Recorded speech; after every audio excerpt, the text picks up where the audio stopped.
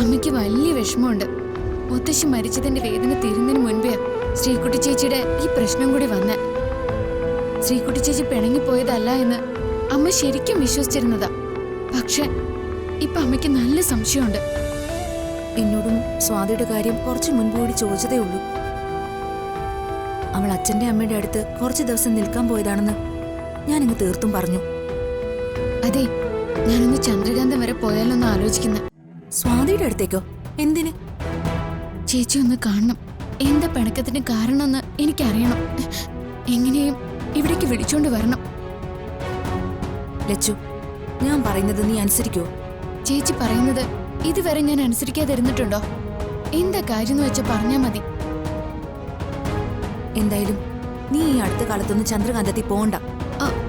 പിന്നെ ചേച്ചി ഇവിടേക്ക് വിളിക്കുന്നത് എങ്ങനെയാ? നീ ചെന്ന് വിളിച്ച ആ നിമിഷം സ്വാതി ഇറങ്ങി ഇവിടേക്ക് വരുമെന്ന് നിനക്ക് ഉറപ്പുണ്ടോ? അങ്ങനൊരു വിശ്വാസം നിനക്കില്ലല്ലോ. പിന്നെ നീ അവിടേക്ക് എന്തിനാ പോകുന്നേ? ചേച്ചി, അത് ഞാൻ എന്തിനാ ലച്ചു അവിടെ ചെന്ന് വല്യച്ചിയുടെ വായിലിരിക്കുന്നത് വെറുതെ കേൾക്കുന്നേ? അതിന്റെ വല്ല ആവശ്യം നിനക്കുണ്ടോ?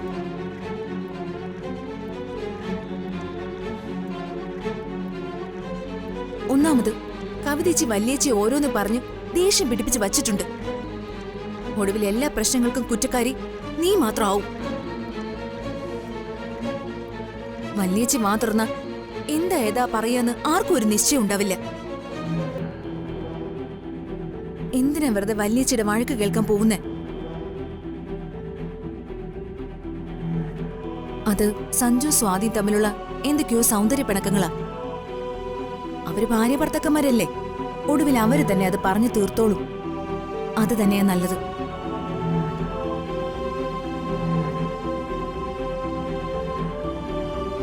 അറിഞ്ഞോ, മുത്തശ്ശിയുടെ കൊലപാതകയില്ലേ ആ ജാക്കി? അവൻ പോലീസ് വലയിലായി. അവനെ പോലീസ് പിടിച്ചോ? ശരിക്കും ജാക്കിയെ പോലീസ് പിടിച്ചതാ. പക്ഷേ ഒടുവിൽ അവൻ രക്ഷപ്പെട്ടു കളഞ്ഞു. രക്ഷപ്പെട്ടോ? എങ്ങനെ? അതിവിദഗ്ധമായി ഒരു ലേഡി അവനെ രക്ഷിച്ചു പോലീസ് പറയുന്നേ. ലേഡിയോ? പോലീസിന്റെ കയ്യിൽ നിന്നും ഒരു ക്രിമിനലിനെ രക്ഷിക്കാനോ? അത്രയും സാമർത്ഥ്യമുള്ള ആ ലേഡി ആരാ? അതല്ലേ അത്ഭുതം. ഇതുവരെ ആളെ തിരിച്ചറിയാൻ പോലീസിന് കഴിഞ്ഞിട്ടില്ല.